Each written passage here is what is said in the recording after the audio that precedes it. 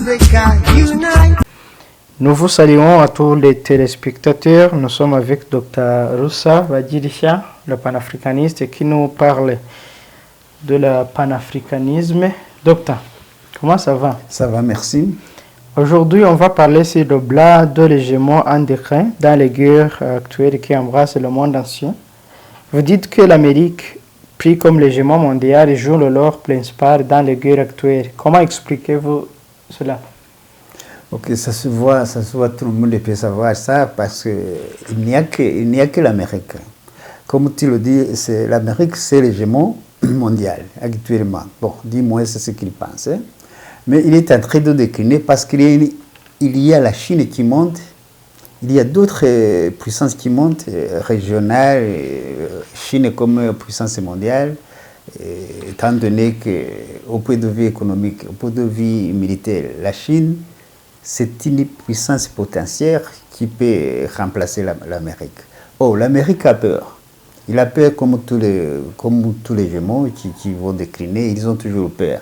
Quand il a peur, la première question, c'est provoquer la guerre. Il provoque toutes les guerres que tu vois, c'est l'Amérique qui les provoque. Personne ne peut dire non si tu vois en Russie, Ukraine, Taïwan, Palestine, partout, c'est l'Amérique. Et je pense que si l'Amérique n'était pas là, par exemple, le conflit israélo-palestine, ils auraient terminé ces conflits-là. Mais à mon avis, ça ne se terminera jamais tant que l'Amérique ne met pas la volonté. Tu vois comment Israël est né. Israël, c'est un pays qui n'existait pas. C'est un pays qu'on a créé en 1948. On a créé Israël sur le territoire palestinien. La Palestine n'existe pas. Il n'y a pas un pays qu'on appelle Palestine. On a volontairement voulu que ce pays n'existe pas. Et dans ce cas, les Palestiniens seront toujours des terroristes puisqu'ils n'ont pas d'autonomie, ils n'ont pas de pays. Israël, c'est un pays qu'on a créé, mais c'est un pays. Il a des frontières connues, il a des frontières qui ne sont pas connues parce que le pays lui-même, on l'a mis en place en 1948 avec 13 000 km². Il a augmenté sa superficie par force. Officiellement, il dit qu'il a 20 000 km². Mais la Palestine, est-ce que tu peux me dire la superficie de Palestine? Non. Palestine, c'est un pays qui n'existait pas. Or, les Palestiniens, un pays qui n'existait pas, quand ils envahissent, personne ne dit que tu as envahi un pays. Un pays qui n'a pas d'autonomie, qui n'a pas de frontières. C'est pour cette raison qu'il y a toujours des conflits, d'une façon éternelle, jusqu'à ce que l'Amérique n'aura plus de force. Mais ici, sur Google, on dit que la Palestine a 6020 km². Comment ça? C'est quel pays? Dans les 194 pays qui sont dans l'ONU, est-ce qu'il y a Palestine? Non. C'est ça. C'est ce qu'on dit sur le Google. Hein? Mais on ne te dira jamais le territoire qu'Israël a annexé. Les territoires qu'on appelle les colonies d'Israël annexées. On ne te dira pas. Ou bien, dans tout ce qu'on te dit dans le Google, ce n'est pas réel. Les territoires qu'Israël a annexés, on les compte toujours sur le territoire palestinien. Donc, tout ce qu'on te dit là, c'est en 1947, le plan de partage des Palestines. C'est ça ce qu'on a laissé aux Palestines. Mais on n'a jamais accepté que la Palestine se constitue comme un État. Jamais. Ce n'est pas un pays. La Palestine, ce n'est pas un pays. Est-ce qu'aujourd'hui, on peut dire que les conflits entre Ukraine et la Russie, les conflits entre Israël et Palestine, les conflits entre M23 et la République démocratique du Congo, le conflit entre les New-Érés d'Inca, le conflit entre... C'est l'Amérique qui a le blanc là-bas. Partout. Tu penses que si tu te demandes si le conflit en Ukraine, c'est l'Amérique. Le conflit en Ukraine, ça commence depuis quand? Depuis 2014. Tu te rappelles de l'évolution des couleurs. Quand on a fait le coup d'État, le mouvement Maïdan est né en 2014, quand on a fait le coup d'État en Ukraine. On a installé Vladimir Zelensky. C'est l'Amérique qui a installé. C'est ça le début du conflit en Ukraine. C'est l'Amérique, sur le coup d'État américain. C'est ça la source des problèmes de l'Ukraine aujourd'hui. Les sources commencent depuis 2014. C'est l'année où l'Ukraine a commencé à se déchirer. Certaines républiques, Lugansk et Donetsk, ils ont demandé l'autonomie à cause de ce coup d'État. Qui te dit que ce n'est pas l'Amérique? C'est l'Amérique, c'est l'Occident. On voulait que l'Ukraine bascule dans l'Union européenne, bascule dans l'OTAN, quitte l'influence de la Russie. C'est ça. C'est ça le début du conflit. Ça ne date pas d'hier. Ça ne date pas de ce février dernier. Ça date de 2014. Donc c'est l'Amérique. Oui. Et les autres conflits? Même après, tu as dit combien l'Amérique a mis beaucoup de forces en Ukraine. Tu as attendu des milliards de dollars, des équipements militaires, des informateurs, l'Amérique et l'Angleterre, et l'Europe, et l'OTAN et tout entier. Donc, il s'est impliqué dans cette idée d'une façon ostentatoire, d'une façon que tout le monde a remarqué ça. Oui. D'autres conflits, tu veux dire? Le M23 et la République démocratique du Congo. Est-ce que l'Amérique est derrière là? Depuis longtemps, l'Amérique est derrière là. Parce que MONUSCO, ce ne sont pas les Congolais. MONUSCO, ce ne sont pas les Congolais. C'est les casques bleus, c'est de l'ONU. Oh, l'ONU et l'Amérique, où est la différence?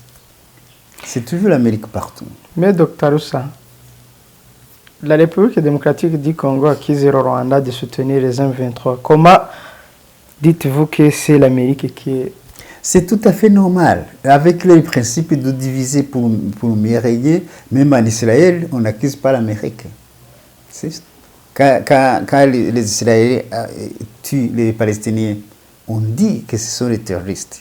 Or, même les Arabes qui sont autour de l'Israël, parfois, ils se battent entre eux. Qu'est-ce qu'on fait? On sème la division. On crée des groupes différents. On sème les conflits. Ils commencent eux-mêmes à se battre entre eux. Mais c'est toujours l'Amérique qui est derrière. Non. Parlant de l'Amérique, seulement sans des facteurs. Est-ce que vous avez des facteurs tangentes ou des exemples concrets? Non, ce que je dis, vous avez le droit de vérifier. Le plan, bon, rien n'est tenu secret dans ce monde. Même on a voulu, je ne sais pas si tu te rappelles bien, on a voulu déjà couper l'Algérie, non? Aujourd'hui, l'Algérie a des relations au beau fixe avec la Russie. Pourquoi? Aujourd'hui, c'est un grand problème pour l'Algérie, Mali, Moscou. Ils ont une collaboration très, très étroite. C'est pour échapper à l'Occident. Je ne sais pas comment la France sortit. Ils n'ont pas honte. Ils pensent que l'Algérie devrait être l'ami de la France, fournisseur de gaz naturel, parce qu'il est riche, l'Algérie il est riche en gaz. Mais on oublie, depuis 1830, on oublie comment la France a massacré des Algériens. On oublie des guerres qu'on a imposées en Algérie, parce que c'était les colonies. Si on veut échapper, on commence à dire les relations de l'Algérie, de Bamako, avec le Moscou, c'est un triomphe infernal. Hein? Donc c'est diabolique, parce qu'il n'est pas, il veut échapper à l'influence. L'Occident, ils se mettent ensemble pour conquérir le monde entier. C'est ça. Me demander des épreuves, tout le monde en a. Vous allez chercher vous-même, vous allez trouver. Ils ne cachent pas, ils ne cachent pas ça. Si on déclare officiellement qu'on veut affaiblir la Russie économiquement et militairement, est-ce que c'est un secret? Mais pourtant, c'est eux qui s'affaiblissent. Aujourd'hui, c'est eux qui s'affaiblissent. Aujourd'hui, on est en train de négocier pour diminuer les sanctions. Parce que l'impact des sanctions, les sanctions ont eu un grand impact chez eux plutôt que chez les Russes. Oui, c'est ça. Donc, les effets sont là. C'est ostentatoire. Ils ne cachent pas ça. Parce qu'ils se croient. Ils croient qu'ils sont forts. Ils sont supérieurs en force.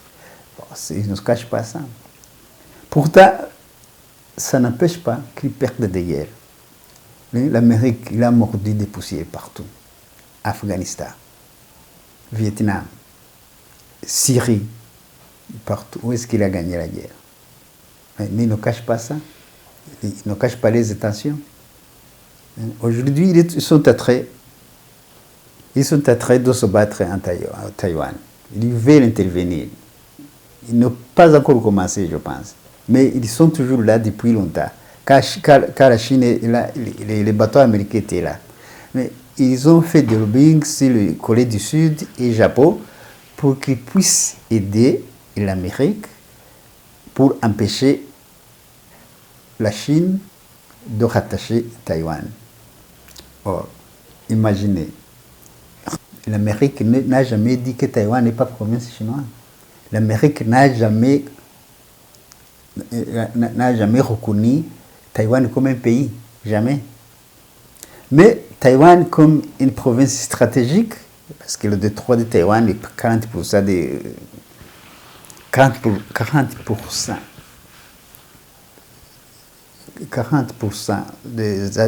transferts commerciaux passent par le détroit de Taïwan. Et les semi-conducteurs, je pense que Taïwan c'est le premier pays qui produit des semi-conducteurs. Ça, l'Amérique ne veut pas que Chine ait Taïwan comme province de la Chine. Mais si l'Amérique ne considérait pas Taïwan comme un pays indépendant, Nancy Pelosi ne pouvait pas aller au Taïwan sans toutefois passer par c'est ça, sans passer par Pékin. C'est ça. Ça montre que l'Amérique considère Taïwan comme un pays indépendant. C'est ça, pas officiellement. Ils ne le considèrent pas comme un pays indépendant. Tu vois les pays qui sont dans l'ONU, par exemple, et ça 93 ou ça 94, je ne sais pas. Taïwan n'est pas dedans, comme Palestine n'est pas dedans. Donc, ce n'est pas un pays, Taïwan. Comme Palestine n'est pas un pays. L'Amérique, c'est ça. Mais il passe à côté, il passe à droite, il utilise d'autres chemins pour que Taïwan soit un pays. C'est ça. Ça, c'est tout à fait normal, c'est pas étonnant, c'est comme ça. Si vous dites que l'ONU, c'est l'outil de l'Amérique, comment ne pas considérer le Taïwan comme un pays indépendant? Non. Ils avaient peur de la Chine. Ils ne voulaient pas que la Chine se révolte pour se jeter dans les bras de la Russie. Ils voulaient s'aimer une division, que la Chine ne crée pas de bonnes relations avec la Russie. C'est pour cette raison qu'ils n'ont pas cru, qu'ils n'ont pas reconnu Taïwan comme un pays. Mais les erreurs, ça revient maintenant. Aujourd'hui, on s'est trompé. Aujourd'hui, on s'est trompé parce que quand on a envahi, quand on a intervenu en Ukraine,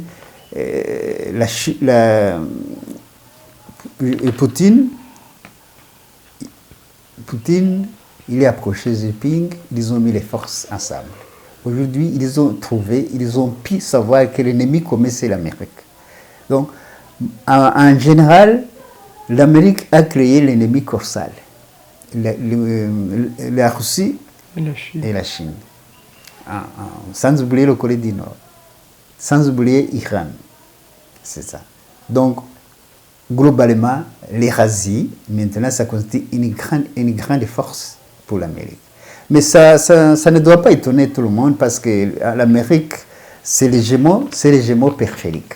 C'est un scandale géopolitique. Ça ne devait pas durer longtemps. C'est tout à fait normal. Mais l'Amérique le sait. L'Amérique sait bien qu'il n'en a pas pour longtemps.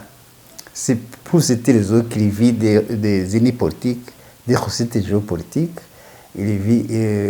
C'est le vieux slogan de diviser pour mieux régner. C'est ce qu'il faut. J'allais demander ça. Quelles sont les stratégies utilisées par l'Amérique pour... C'est la division. Pour que l'Amérique puisse tenir pendant longtemps, il faut faire une politique de diviser pour mieux régner, pour empêcher d'autres puissances d'émerger. C'est ce qu'ils ont en train de faire.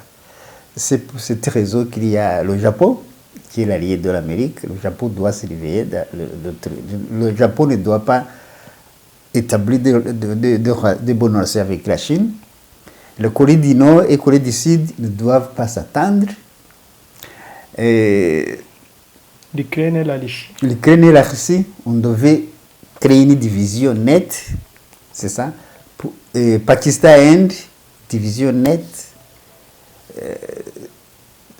Arabie Saoudite et Iran, division nette, c'est ça, pour que l'Amérique puisse survivre. Israël et Palestine. Israël et Palestine, ça c'est acquis. Ils ont l'Israël là comme agent, ça c'est acquis. Mais ça il n'en a pas pour longtemps. Ça ne doit pas tenir. Parce qu'il y a dans l'Eurasie, il y a l'Oblix qui monte. Et vous avez entendu parler la dernière fois qu'il y a plusieurs pays qui ont demandé d'adhérer au BRICS, entre autres l'Iran, entre autres l'Argentine, ça m'a étonné, l'Argentine aussi. Il y a plusieurs pays, aux environs de 12 pays. L'Argentine, c'est en Amérique du Sud, mais il a demandé, il a posé la candidature de joindre le BRICS. Mais ça ne doit pas étonner quelqu'un. Si vous vous rappelez au temps de Margaret Thatcher, comment, avec les îles de Malouine, comment on a bombardé les Argentins. On n'a pas oublié ça. Comme l'Algérie n'a jamais oublié les massacres que les Français ont commis. Bon, même si on a une mémoire courte, on n'a pas oublié ça. Moi, je pense que même le Japon, il y a des générations qui vont se rappeler des bombes atomiques. Hein. Oui, ça ne, moi également, je n'oublie pas. Je ne vois pas comment un Japonais peut oublier ça. Docteur, ça vous dites que l'Amérique a divisé les Congolais pour mieux les régner. En passant par la MONUSCO. Et aujourd'hui, on sait que si le MONUSCO et l'Amérique, le M23 ne sera pas là. Pourquoi il est là? Pourquoi il ne écrase pas les M23? C'est pas la première fois que le M23 soit là. C'est pas la première fois que le M23 a été écrasé en 2013. Il sera écrasé bientôt. Le M23 n'en a pas pour longtemps.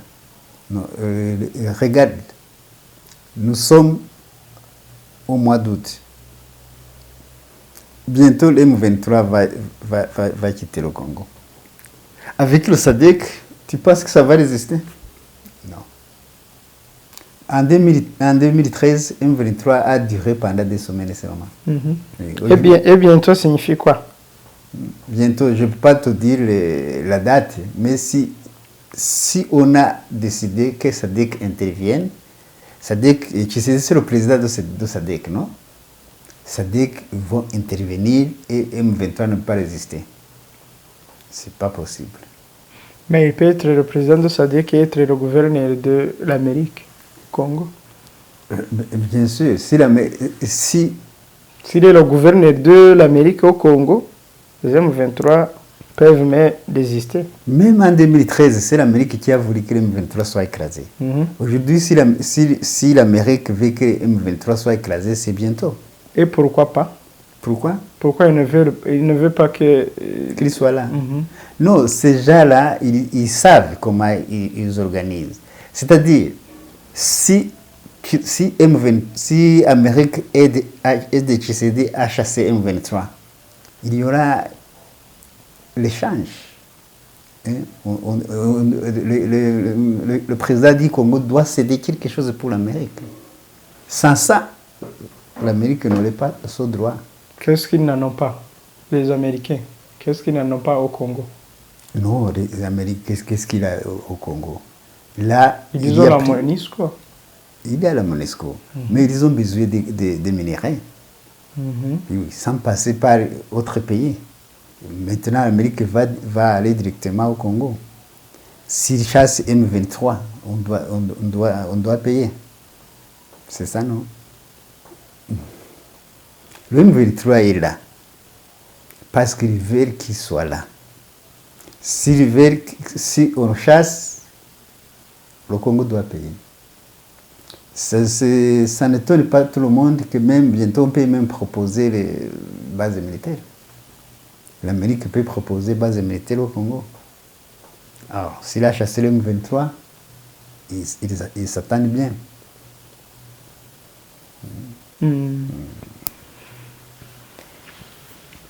On peut estimer comment pouvez-vous estimer le retour à la paix au monde avec cette Amérique-là? Il y a un conflit généralisé, c'est-à-dire il y a deux puissances. L'Amérique a voulu écraser la Chine, il a voulu écraser la Russie, mais il n'a pas pu. C'est-à-dire il y a l'érasie, il y a la force qui est de l'autre côté. L'Amérique, il fait ses derniers gestes, mais il n'en a pas pour longtemps. Donc l'équilibre va se reconstituer. Si on n'a pas pu, la guerre n'est pas encore terminée en Ukraine, mais c'est comme terminé.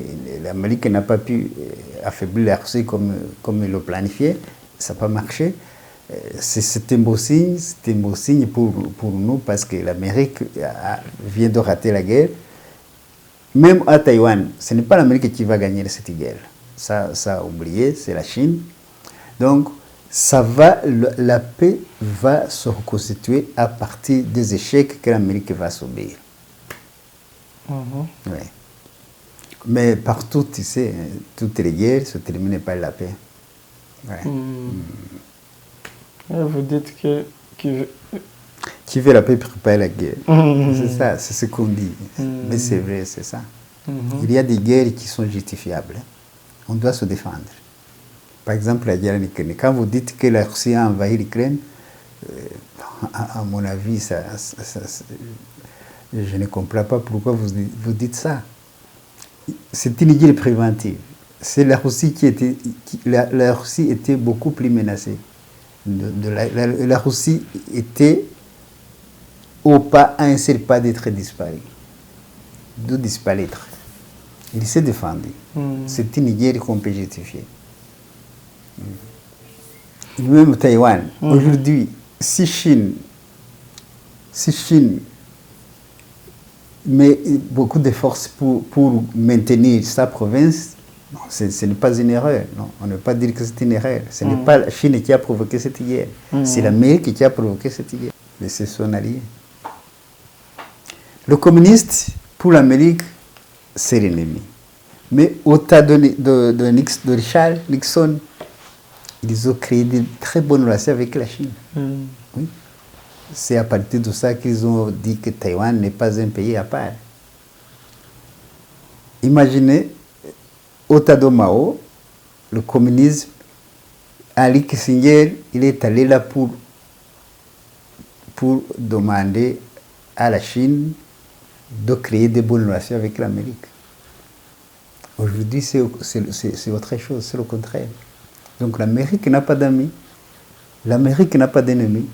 L'Amérique ce sont les intérêts. Donc l'Europe ne sont pas des amis de l'Amérique. Docteur, ça en finit par-ci. Si vous n'avez rien à ajouter. Bon, ce que je peux ajouter, c'est que moi, ce qui me fait mal, c'est que l'Afrique est toujours l'aveugle à propos de l'Occident. Il faut que l'Afrique profite de ces changements. C'est une opportunité historique qui n'arrive pas tous les jours. Il faut que l'Afrique sache détecter, sache savoir déceler, distinguer les mensonges que l'Occident nous a tenus depuis longtemps.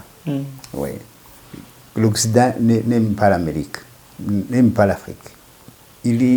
En Afrique, quand il dit l'Afrique, c'est les intérêts qu'ils suivent en Afrique. Oui. Il n'y a pas de relations. L'Afrique ne devait pas avoir des relations avec l'Occident. Il n'y en a pas de ces relations. Quand on dit coopération, ça fait honte. On compare avec quelqu'un que vous êtes de même pied d'égalité. Oui, on n'est pas coopéré avec quelqu'un qui est supérieur, avec quelqu'un qui te donne le dos, avec quelqu'un qui te nourrit. Comment tu peux coopérer avec lui? Il faut que l'Afrique entre dans la sincérité. Donc on a vécu le mensonge, ça suffit. Ça suffit des siècles, ça suffit. Ces gens-là, ces Occidentaux, ces capitalistes ne nous aiment pas. Oui, ils ne nous aiment pas. On n'a pas besoin d'être aimé, mais il faut qu'ils nous respectent au moins. C'est le minimum. Or, ça, on ne m'en dit pas l'amour. On ne m'en dit pas l'amour, on le mérite. Pour le mériter, il faut avoir la valeur. La valeur, c'est à nous de montrer notre valeur. Parce que nous en avons. Nous avons tout. Nous avons tout ce qu'il faut. Oui. Sinon, tu ne trouveras personne ici. Merci beaucoup, docteur. Je vous en prie. À la prochaine. Okay. Africa unite.